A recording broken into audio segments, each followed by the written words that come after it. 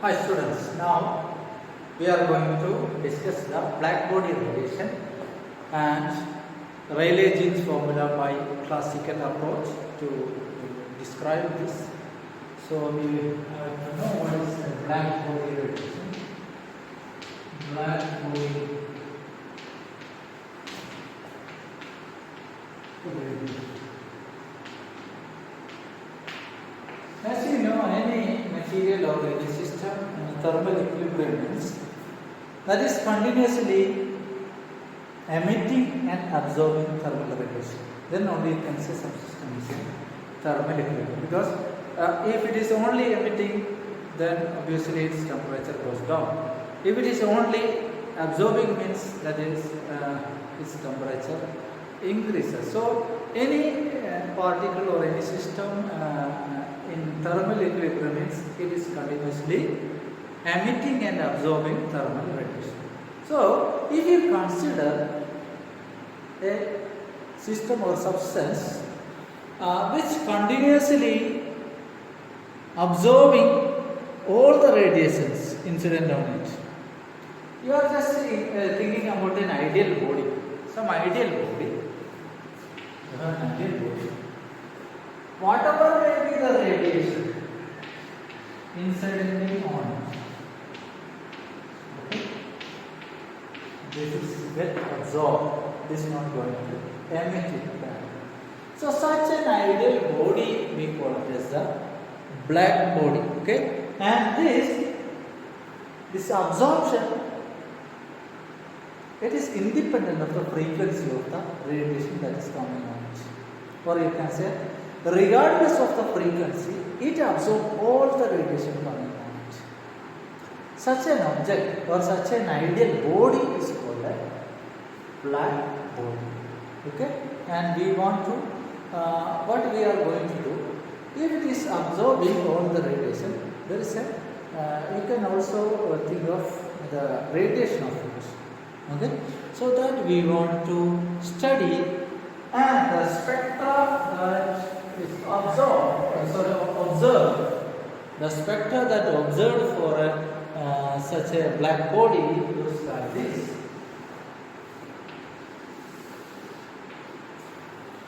So here you can say this is the spectral density, energy density. Spectral energy density on the y-axis.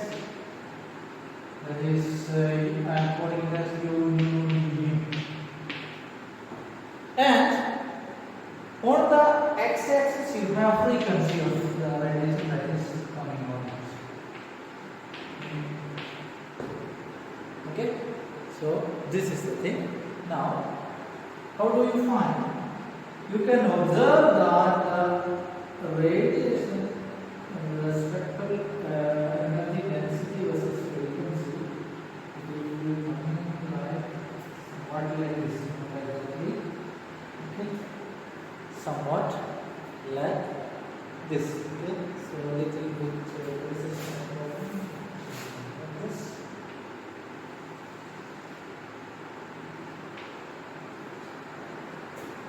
And if you reduce the temperature,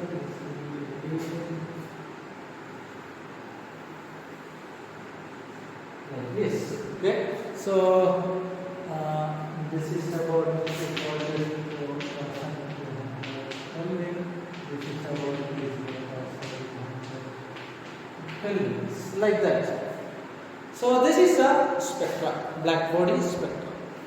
Now, actually, our Rayleigh and Jean, they try to understand this spectra by classical approach, and they got an expression. That expression is called the Rayleigh-Jeans formula. Even though they got an expression, it is not well fitted for this. Okay, and after that, our Planck, he reformulated and he brought the concept of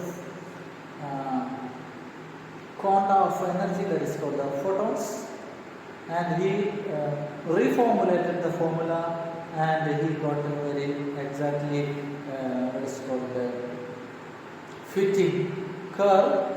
Okay, actually for the Rayleigh and Jean formula, the low frequency side it has some kind of matching, and when the frequency increases, the things become worse, and that was just diverging a bit, but it is not diverging, it is converging to zero at higher frequencies. So we will go to Rayleigh-Jean's formula, how he derived and what is the method, okay, what are the approximation and all, and we will look at how the graphs are coming, and from this only we are getting a term for the ultraviolet catastrophe.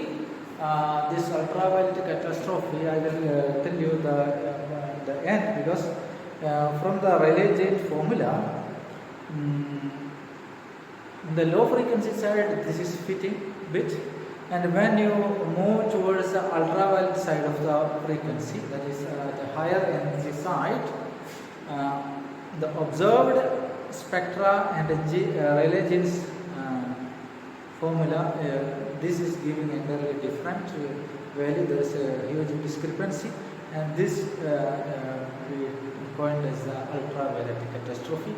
So we will go to that. Before that, how Rayleigh and Jean they formulated or they made the formula. So we are going to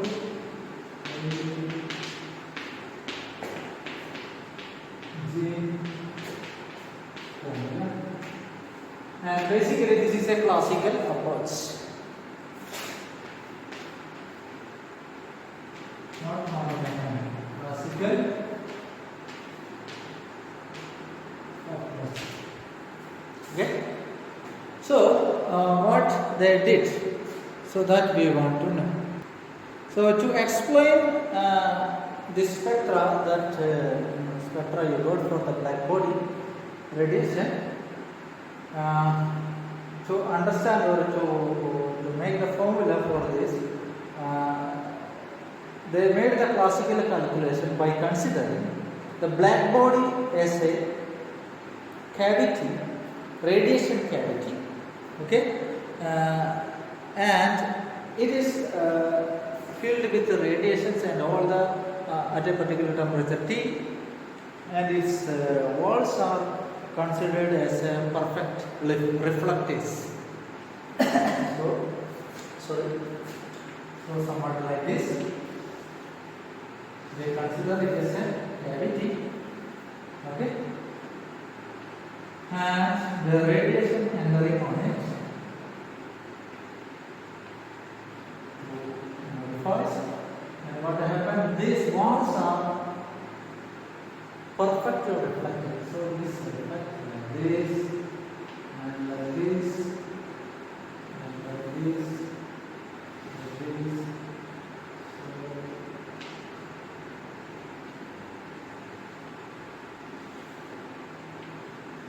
This way, this way, this way,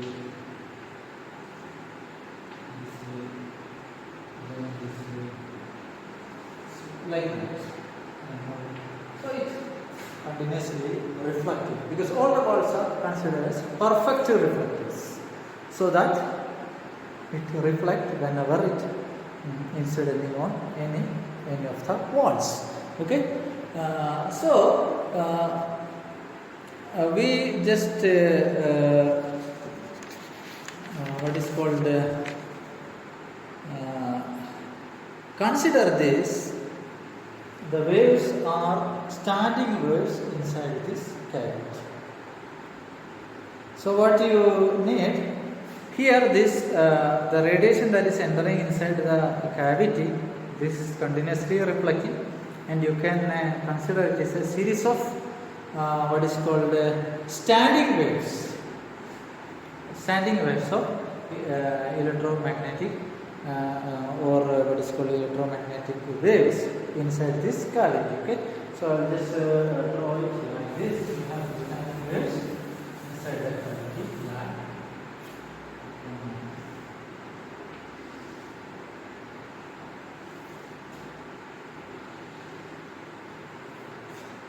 Okay. How is standing waves? Standing waves means the nodes are the non-stable to the walls. This is for a particular energy, and so here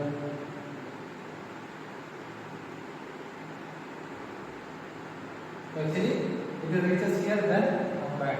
So like this it will make like an 8. So higher energies will be somewhat high.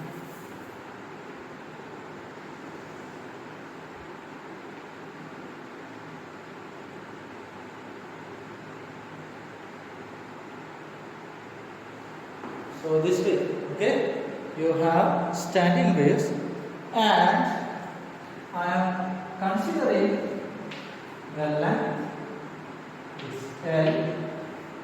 Okay, L is the length of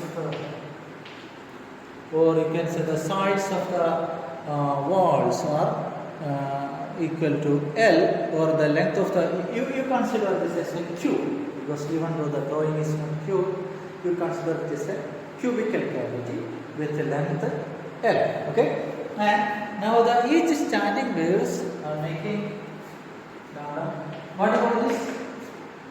This is giving only half of the wave. So lambda is, what will be this? So this is not complete lambda. You can say if you take 2L, then only this will complete. So here lambda is 2L. What about this? This is perfect. Right? This is L. And what about this? This is within 1L you have 1.5 of the wave. So you can say lambda is equal to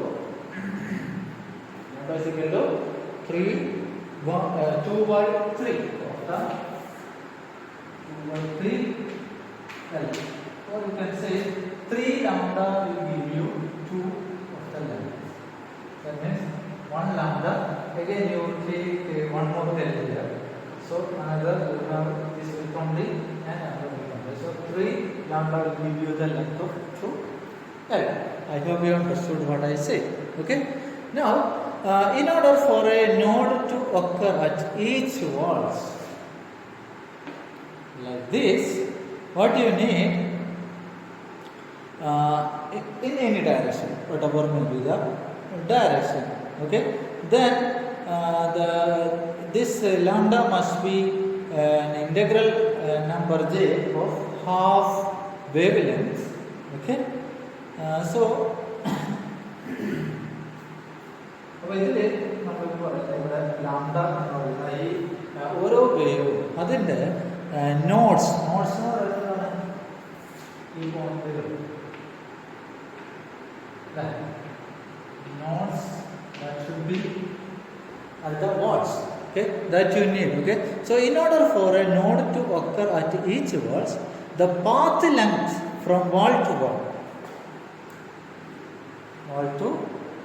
wall in for what is called in any direction, whatever may be the direction, any direction must be an integral number j of half wavelength, and we call this j on the x-axis as 2L by lambda, and j y is equal to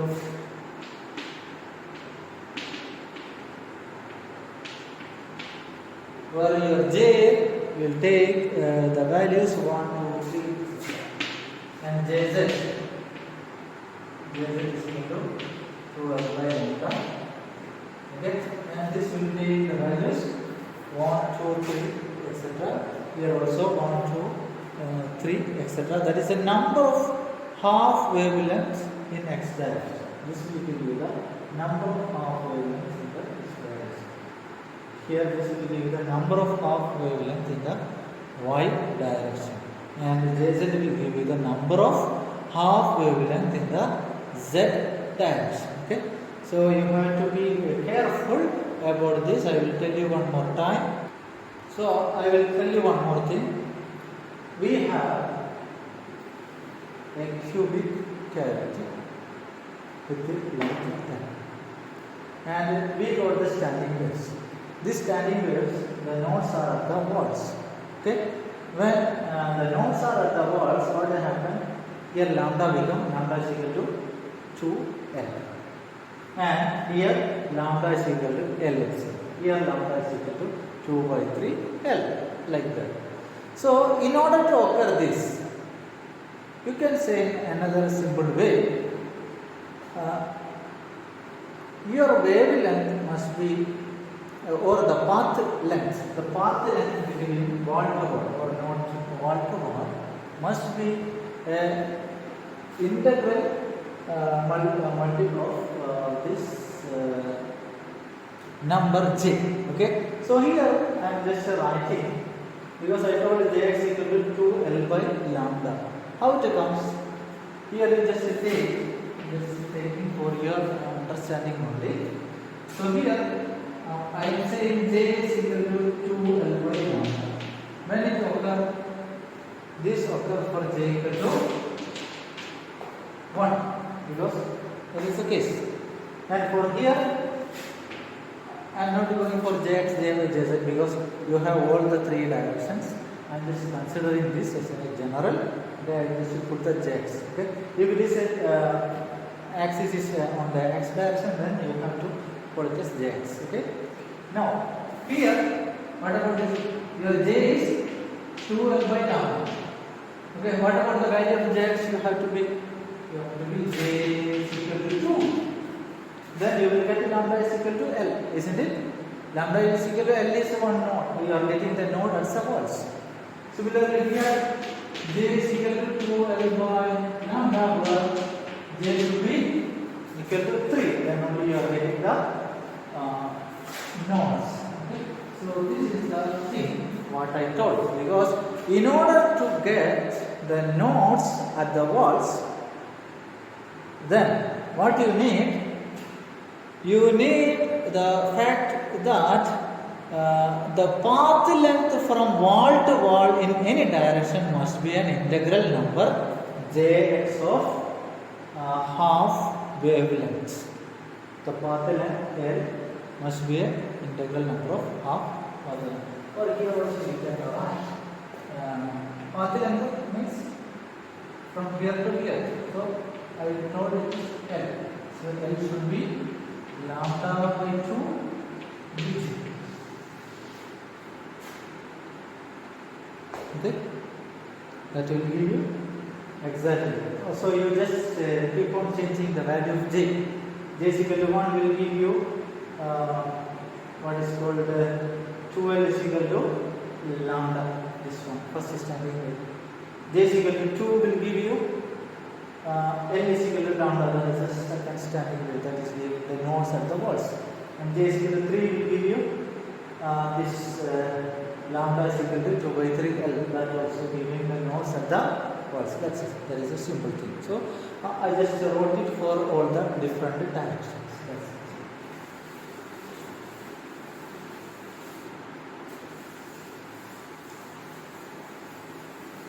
Now what you need, for a starting wave in any arbitrary direction, you should have one condition, because I already told your Jx is equal to 2l by lambda. Then for a starting wave to occur in any arbitrary direction, you should have Jx square plus Jy square plus Jz square is equal to 2l by lambda. So it should be, this is a condition.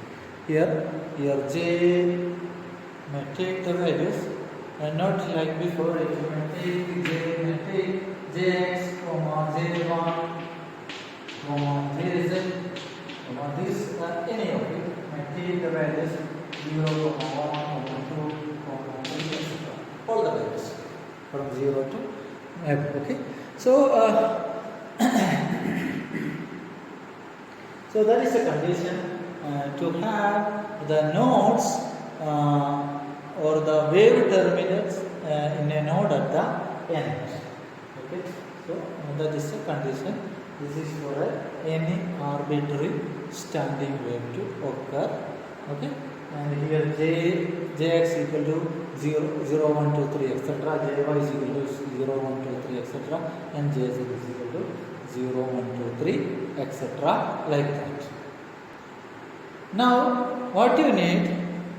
You need to count the number of standing waves that is represented by the letter G lambda d. So what do you need? Now, you need to count the number of standing waves.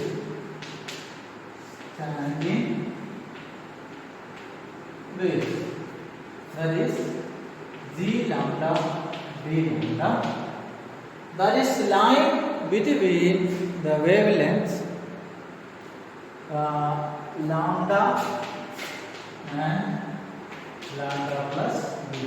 Okay. So what you need? You need the number of standing waves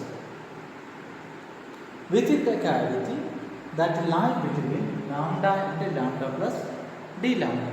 So basically what you need the permissible J values. That is our goal. Okay, that we want to know the count or the number of permissible J values that will give you this what is called you mentioned the interval of wavelength. Okay, so the number of permissible J values that line between this lambda and lambda plus d lambda, that we want to know. So in order to that, what you are going to do is you are imagining a J space. You are imagining a J space so that you have accesses Jx, Jy and Jz.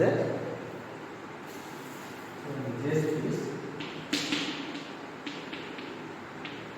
because you have so many J values that will give you the above mentioned conditions with this within this cavity.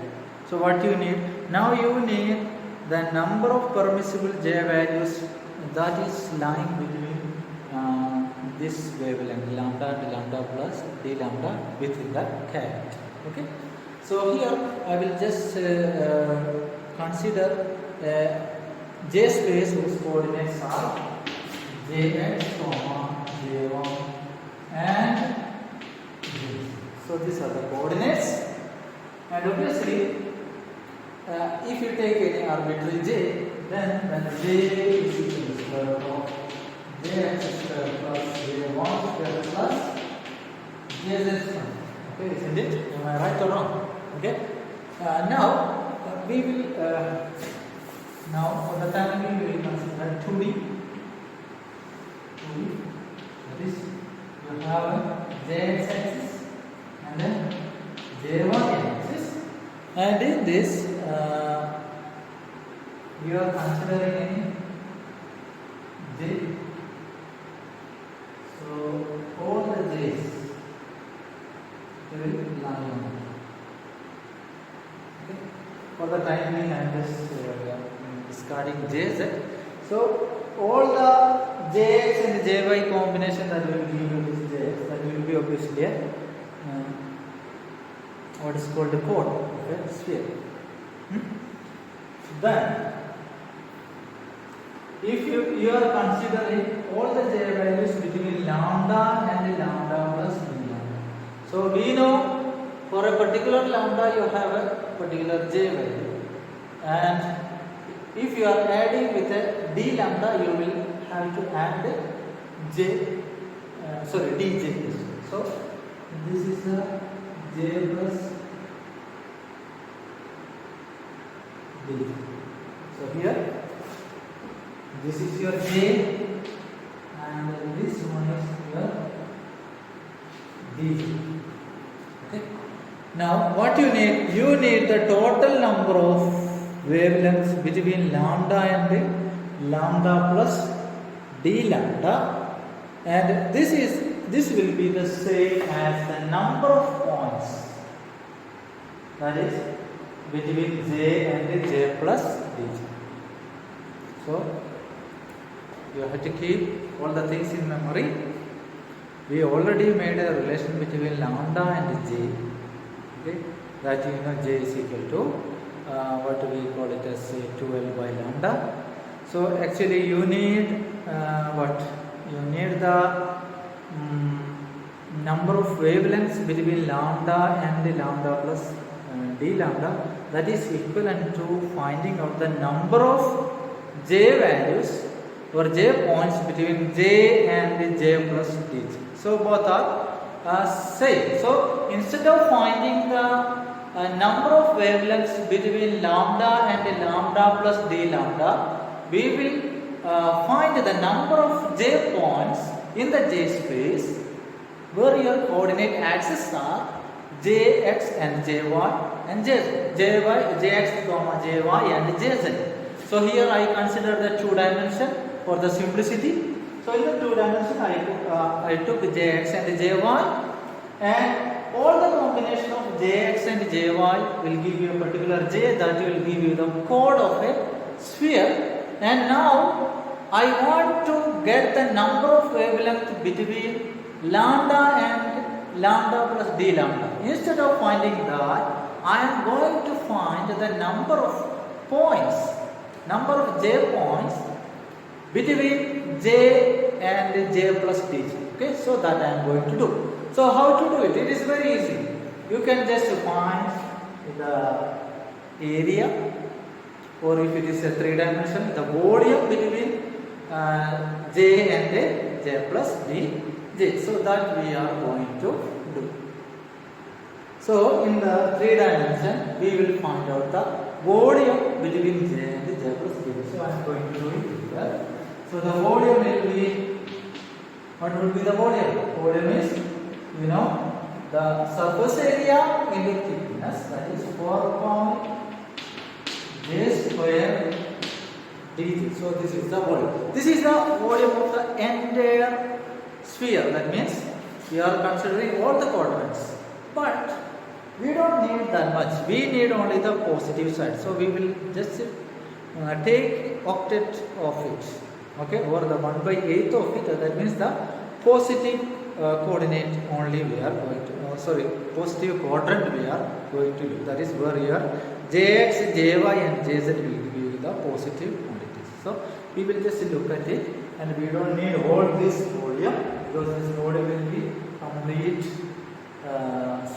sphere. So that much we will not need, because we are considering a cavity, and you keep this j space in that cavity with a positive quadrant. Another thing we have to keep in mind is that for each standing wave you will have two polarization, and that also you have to take into consideration. So finally I will write instead of g lambda d lambda, I will write gj dj is equal to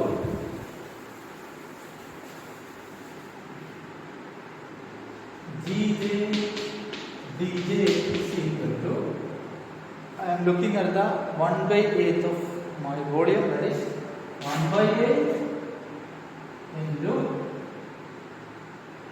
2, because you have two polarization, so you have to multiply with 2 into the volume of square.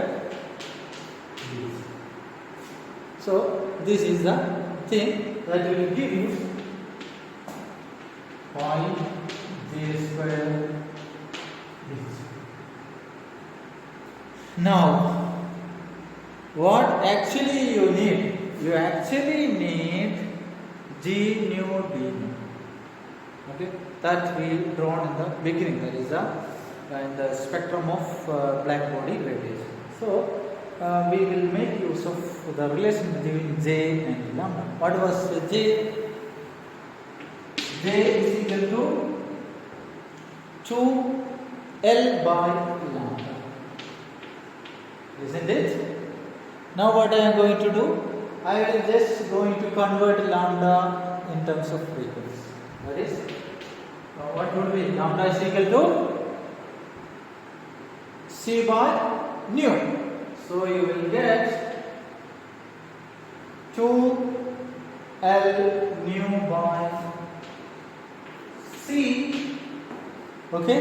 So from this one, what you need? You need J and dj. From this one, your dj is equal to L by C d nu. Okay. Now we will substitute it back. When you substitute it back, instead of J, you have to use nu because now our parameters are nu.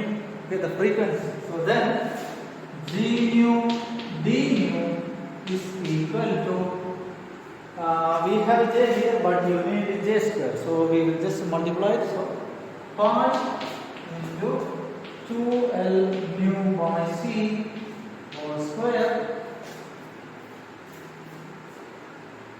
Instead of dj, we will write 2L by C d. Okay? Simplify it, you will get, because here 2 square 4, 4 into 2, 8. 8, then we have a pi here, there is no pi here, and L square. So now L square is L cube, pi C square, this is C cube, mu square d. So this is the G nu d nu, and here this L cube is the volume of your cavity because I consider the cubic cavity. So this is the what is called the volume of the cavity. So if you divide with this L cube, because you need standing waves per unit volume.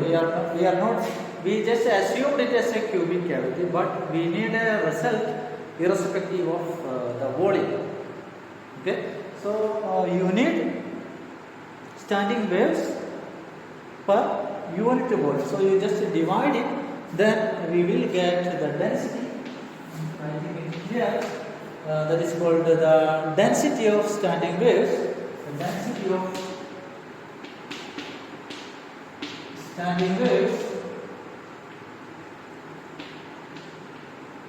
is capital G nu d nu is equal to 8 pi.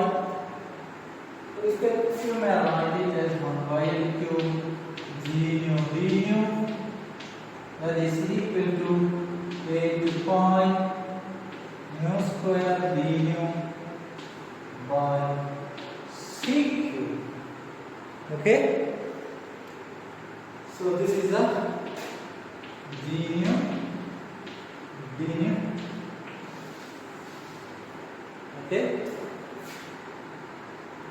so from this expression, what you are understanding, greater the frequency, shorter the wavelength, and higher the number of standing waves that are possible. Because this is directly proportional to the nu square. So to find the average energy per standing waves, we have to consider equipartition theorem, for which the average energy per degrees of freedom U0 is half kBt, and for each standing wave in a radiation filled cavity, that corresponds to 2 degrees of freedom. One is for the kinetic energy, the 1 degree corresponding to the kinetic energy, and one that represents potential energy. So the average energy is the kBt. So average energy will be kBt equal to kBt. Now, if you want to know the what is called the energy per unit volume in the cavity, because this is the standing waves per unit volume, and each standing wave possesses 2 degrees of freedom, and so the average energy is kVt. Now if you want to get the what is called the energy per unit volume in the cavity in a frequency interval of nu and nu plus d nu, what you have to do, you have to multiply this g nu d nu with this average energy, then you will get u nu d nu equal to epsilon average d nu d nu, that will give you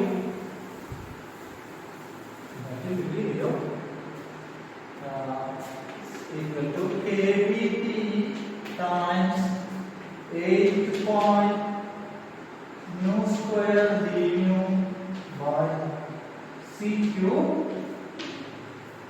Okay, so that will give you the expression like 8 pi nu square is equal to 8 pi nu square kVt d nu by c cube. Okay, so this is a famous expression. It is u nu d nu equal to equal to 8 point kVt nu square d nu by c cube. So this is called Rayleigh-Jeans formula. Rayleigh-Jeans formula. And what is the problem related to it? Because the Rayleigh-Jeans formula, which has a spectral energy density of black body radiation increasing as nu square. So that is the problem exists. Increasing as nu square, and that without a limit. Okay, it doesn't give you any convergence. It is diverging and diverging, keep on going. So if you draw it, it will be somewhat like this. So here you have u nu b nu, and here you have your nu. Then it will be continuously increasing because it is like nu square. So this is a yes, it will just keep on going. So here we have the problem. So now we will go to the term what we called the ultraviolet catastrophe. So this is our final expression, Rayleigh-Jeans formula. And if you draw the observed graph and the Rayleigh-Jeans spectra, so this is u nu d nu, and this is nu. Okay, then Rayleigh-Jeans is giving somewhat like this. This is Rayleigh-Jeans spectra, but the observed one is somewhat like, okay, my drawing is not that much perfect. You can look at the book and you will get it. So this is the observed. So what you understand? The Rayleigh-Jeans, it is keep on increasing with without any limit on the frequency. But the observed one, when you reach up to the towards the ultraviolet side of the energy, it is deviating the path and it is converging. It is going towards the zero. Okay. So this discrepancy that we call it as the ultraviolet catastrophe. Actually, this made a big breakthrough in the study of quantum mechanics. Actually, after this, Planck took this issue and he reformulated that we want to study next.